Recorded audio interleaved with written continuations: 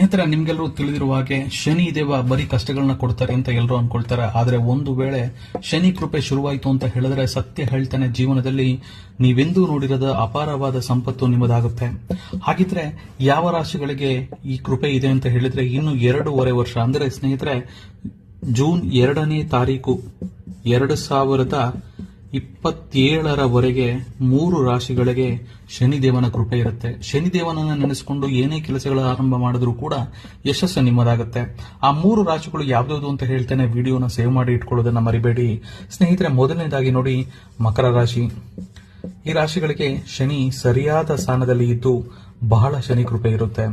ಇನ್ನು ಸಿಂಹ ರಾಶಿಯ ಜನರಿಗಂತೂ ವ್ಯಾಪಾರ, ಹೊಸ ಆದಾಯ ಮೂಲಗಳು ಮಾಡುವವರಿಗೆ ಇನ್ನಿಲ್ಲದ ರೀತಿ ಯಶಸ್ಸು ಕಾಣ್ತಾರೆ. ಇನ್ನು ಕೊನೆಯದಾಗಿ ನೋಡಿ, ತುಲಾ ರಾಶಿಯ ಜನರಿಗೆ ಕೂಡ ಅದೃಷ್ಟ ಸಮಯ ಬಹಳ ಚೆನ್ನಾಗಿದ್ದು ಏನೇ ಮಾಡಿದ್ರೂ ಕೂಡ ಜೂನ್ 2ನೇ ತಾರೀಕು 2027ರವರೆಗೆ ಯಶಸ್ಸನ್ನ ಈ 3 ರಾಶಿಗಳು ಗಳಿಸ್ತಾರೆ.